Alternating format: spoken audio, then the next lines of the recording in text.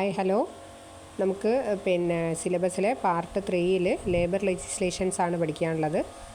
കുറേ labour legislations ഉണ്ട്, ഒരു 10-11 എണ്ണം ഉണ്ട്. അധികവും ചെറിയ ലെജിസ്ലേഷൻസ് ആണ്, ആക്റ്റുകളാണ്. ഇൻഡസ്ട്രിയൽ ഡിസ്പ്യൂട്ടും ട്രേഡ് യൂണിയൻ ആക്റ്റും ഒക്കെയാണ് കുറച്ച് വലിപ്പമുള്ള ആക്റ്റുകളുള്ളത്. അപ്പോൾ ചെറുതൊക്കെ പെട്ടെന്ന് ഒരു 5 മിനിറ്റ് കൊണ്ട് നമുക്കൊന്ന് റിവൈസ് ചെയ്ത് പോവാം കേട്ടോ.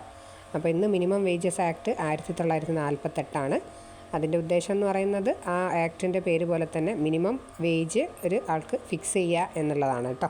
അപ്പോൾ ഓരോന്നും ജസ്റ്റ് ഒന്ന് നോക്കി പോവാം സെക്ഷൻ വൈസ്. 10-30 സെക്ഷൻസേ ഉള്ളൂ. ഇമ്പോർട്ടൻ്റ് ആയിട്ടുള്ള സെക്ഷൻ ഒന്ന് എന്താണ് എന്നുള്ളത് ഓർത്ത് വെക്കണം. സെക്ഷൻ 2 ഡെഫിനിഷൻസ്, ഇൻ്റർപ്രിറ്റേഷൻസ് വരുന്നത്. അതിൽ എന്തൊക്കെയാണ് നോക്കി ഇമ്പോർട്ടൻ്റ് ആയിട്ടുള്ള ജസ്റ്റ് ഒന്ന് നോക്കാം. 2 close A adolescent, A adult, be appropriate government. Appropriate government എന്ന് പറയുമ്പോൾ ഈ ഒരു ഈ ഇങ്ങനെയുള്ള ലേബർ ലെജിസ്ലേഷൻസ് പോലെയുള്ള ലാൻഡ് ലെജിസ്ലേഷൻസ് അങ്ങനെയൊക്കെ ഉള്ളതിൽ ഓരോ സ്റ്റേറ്റും അപ്രോപ്രിയേറ്റ് ഗവൺമെൻറ്റാണ് ഓരോ റൂൾ ഉണ്ടാക്കും. അതിനനുസരിച്ചാണ് മിനിമം വേജൊക്കെ. എല്ലാ സ്ഥലത്തും ഒരുപോലെ ഒന്നും ആയിരിക്കണം എന്നില്ല. അപ്പോൾ നമുക്ക് നമ്മുടെ അപ്രോപ്രിയേറ്റ് ഗവൺമെൻറ്റാണ് എന്ത് ചെയ്യുന്നത്, മിനിമം വേജ് ഫിക്സ് ചെയ്യുന്നത്. 2 ക്ലോസ് ഇ എംപ്ലോയർ. അപ്പോൾ എംപ്ലോയർ അത് കണക്ട് ചെയ്യാൻ എളുപ്പമാണ്. അടുത്തത് ആണ് വേജസ് എന്താണ് എന്ന് പറയുന്നത്. അതൊന്ന് നന്നായിട്ട് ഓർത്ത് വെക്കുക. എല്ലാ റെമ്യൂണറേഷനും capable of being expressed in terms of money എംപ്ലോയ്മെൻറ്റിൻ്റെ ടൈമിൽ പേ ചെയ്യാൻ പറ്റുന്നത് എന്ന് പറയുന്നുണ്ട്. അതിൽ include house rent allowance, include ചെയ്യാത്തത് കുറച്ച് കാര്യങ്ങൾ പറയുന്നുണ്ട്. അത് നിങ്ങൾ നോട്ട് ചെയ്യുക കേട്ടോ.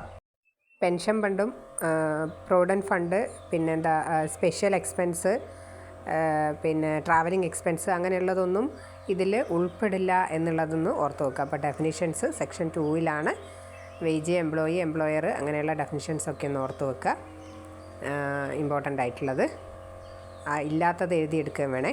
അടുത്തതെന്താ, സെക്ഷൻ 3 ഞാനിപ്പോൾ പറഞ്ഞ പോലെ തന്നെ അപ്രോപ്രിയേറ്റ് ഗവൺമെൻറ്റിന് മിനിമം വേജ് ഫിക്സ് ചെയ്യാമെന്ന് പറയുന്നത് section 3. Section 4 minimum rate of wage include ചെയ്യുന്ന basic wage, cost of living allowance, cash value of concessions, ഇതൊക്കെ മിനിമം വേജിൽ ഇൻക്ലൂഡ് ചെയ്യും. സെക്ഷൻ 5 പ്രൊസീജിയർ എങ്ങനെയാണ് എന്ന് ചോദിച്ചാൽ 2 മെത്തേഡ് പറയുന്നുണ്ട്, committee and notification method. Committee മെത്തേഡിൽ ഗവൺമെൻറ് ഒരു കമ്മിറ്റീനെ അപ്പോയിൻറ്റ് ചെയ്യുകയാണ് ഇൻവെസ്റ്റിഗേഷൻ നടത്താനും അഡ്വൈസ് ചെയ്യാനും ഒക്കെ വേണ്ടിയിട്ട്. Revising minimum wage for specific scheduled employment. Notification മെത്തേഡിൽ 5 ക്ലോസ് 1 ക്ലോസ് ബി ആണ്. ഗവൺമെൻറ് പബ്ലിഷ് ചെയ്യുകയാണ് പ്രപ്പോസൽസ് ഒഫീഷ്യൽ ഗസറ്റിൽ. അങ്ങനെ മിനിമം വേജ് ഫിക്സ് ചെയ്യുന്നത്. സെക്ഷൻ 6 റിപ്പൽ ചെയ്താണ്.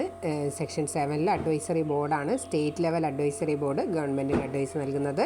Central level advisory board different state തമ്മിലുള്ള കോർഡിനേഷൻ സെൻട്രൽ ലെവലിലൊരു സെക്ഷൻ 8 അത് പറയുന്നത്. സെക്ഷൻ 9 കമ്മിറ്റിയാണ്. കോമ്പോസിഷൻ കമ്മിറ്റീൻ്റെ എങ്ങനെയാണ്, 3 എംപ്ലോയേഴ്സും ഇൻഡിപെൻഡൻറ്റ് പേഴ്സൺസുമാണ് കമ്മിറ്റിയിലുണ്ടാവുക. എംപ്ലോയർ റെപ്രസെൻറ്റേറ്റീവ്സ് ഉണ്ടാവും. എംപ്ലോയീൻ്റെ representative equal to employer representative ഉണ്ട്. പിന്നെ ഒരു independent member, person not directly linked to the specific industry, limited to a maximum 1/3 of total committee members. അങ്ങനെ 3 റെപ്രസെൻറ്റേറ്റീവ്സ്. അടുത്തത് section 11 wages in kind. Wage ആയിട്ടാണ് നൽകുന്നത്. Special കേസിൽ വേറെ എന്തെങ്കിലും തരത്തിലും കൊടുക്കാം. Section 12 payment of minimum wages നിർബന്ധമായിട്ട് നൽകണം എന്ന് പറയുന്നത്. പിന്നെ വർക്കിംഗ് അവേഴ്സാണ് 13 പറയുന്നത്. ഇത് ഓരോ സ്റ്റേറ്റിലും ഓരോ അപ്രോപ്രിയേറ്റ് ഗവൺമെൻറ്റാണ് നോർമൽ വർക്കിംഗ് അവേഴ്സും വീക്ക്ലി റെസ്റ്റും ഒക്കെ ഫിക്സ് ചെയ്യുന്നത്. അടുത്തത് സെക്ഷൻ 14 ഓവർ ടൈം പറയുന്നുണ്ട്. Section 15 less work than normal day. അത് വർക്കേഴ്സിൻ്റെ ഭാഗത്തു നിന്നുള്ള ഫോൾട്ട് അല്ല എന്നാണെങ്കിൽ ഫുൾ വേജ് കിട്ടണം എന്നുള്ളതാണ് ഈ സെക്ഷൻ പ്രകാരം പറയുന്നത് കേട്ടോ. ഒരു നോർമൽ ഡേയിലെ വർക്കിനേക്കാളും കുറവാണെങ്കിൽ. ഇനി സെക്ഷൻ 16 പറയുന്നത് 2 or more classes of work പറയുന്നുണ്ട്. ഡിഫറെൻറ്റ് വർക്ക് ചെയ്താൽ അതിനനുസരിച്ചുള്ള വേജ്. പിന്നെ പീസ് റേറ്റ് വർക്കേഴ്സിൻ്റെ പറയുന്നുണ്ട്. സെക്ഷൻ 18 എംപ്ലോയറാണ് രജിസ്റ്ററും റെക്കോർഡും ഒക്കെ മെയിൻറ്റെയിൻ ചെയ്യേണ്ടതെന്ന് പറയുന്നുണ്ട്. അതിൽ വേജസും അറ്റൻഡൻസും അങ്ങനെയുള്ള അറ്റൻഡൻസ് രജിസ്റ്ററും റെക്കോർഡ്സും ഒക്കെ കൃത്യമായിട്ട് എംപ്ലോയർ മെയിൻറ്റെയിൻ ചെയ്തു പോകണം. പിന്നെ ഇൻസ്പെക്ഷൻ പറയുന്നുണ്ട്. സെക്ഷൻ 19 ഇൻസ്പെക്ഷനെ കുറിച്ച് പറയുന്നത്. ഗവൺമെൻറ് ഇൻസ്പെക്ടേഴ്സ് ഉണ്ടാവും. സെക്ഷൻ 20 ക്ലെയിംസ് പറയുന്നുണ്ട്. Section 21 single application, 22 penalties. പിന്നെ അങ്ങോട്ടുള്ളതൊക്കെ ജസ്റ്റ് നോക്കിപ്പോയാൽ മതി. 22A ജനറൽ പണിഷ്മെൻറ്റ് പറയുന്നുണ്ട്. പിന്നെ 22B cognizance of offence, court case എടുക്കാനുള്ള പ്രൊസീജിയർ. പിന്നെ അങ്ങനെ ഇനി അങ്ങോട്ടുള്ളതൊക്കെ ഒന്ന് ജസ്റ്റ് നോക്കിയാൽ മതി നിങ്ങൾ. ഇമ്പോർട്ടൻ്റ് അല്ല. പിന്നെ 23 എംപ്ലോയർ ലയബിലിറ്റി എക്സംപ്റ്റ് ചെയ്യുന്ന സാഹചര്യങ്ങൾ ഏതൊക്കെയാണെന്നുള്ളത് നോക്കണം. 3 കാരണങ്ങൾ കൊണ്ട് എംപ്ലോയർ സെക്ഷൻ 23 പ്രകാരം ലയബിലിറ്റിയിൽ നിന്ന് എക്സംപ്റ്റഡ് ആവാം.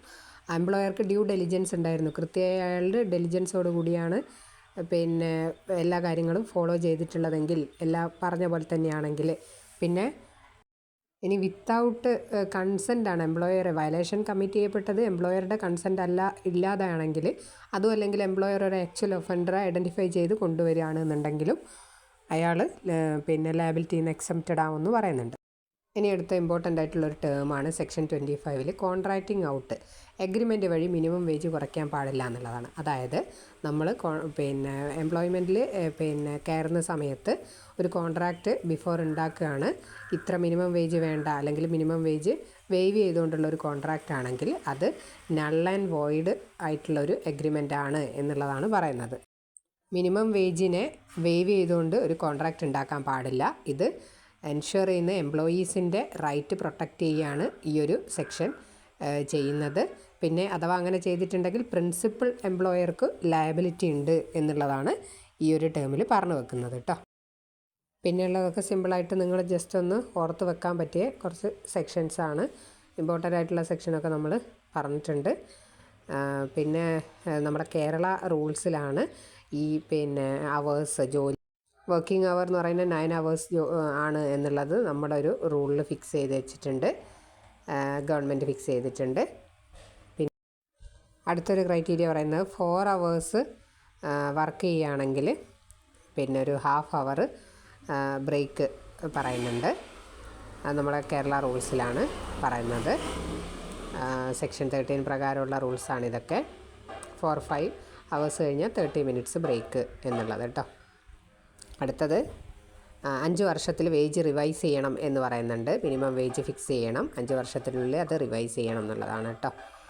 അപ്പോൾ പിന്നെ ഓവർ ടൈം അങ്ങനെയാണെങ്കിൽ ഹയർ റേറ്റ് വേജ് നൽകണം എന്നുള്ളത്. വീക്കിലി ഹോളിഡേയ്സിനെ കുറിച്ചിട്ട് ആഴ്ചയിൽ 1 day റെസ്റ്റ് വേണം എന്നുള്ളത്. എല്ലാ ആക്റ്റും ഇതുപോലെ ഒന്ന് ഓടിച്ച് നമുക്ക് റിവൈസ് ചെയ്യാം. ഇത്രയൊക്കെയാണ് ഇതിലുള്ളത്. അടുത്ത ആക്ട് നോക്കാം കേട്ടോ. Thank you.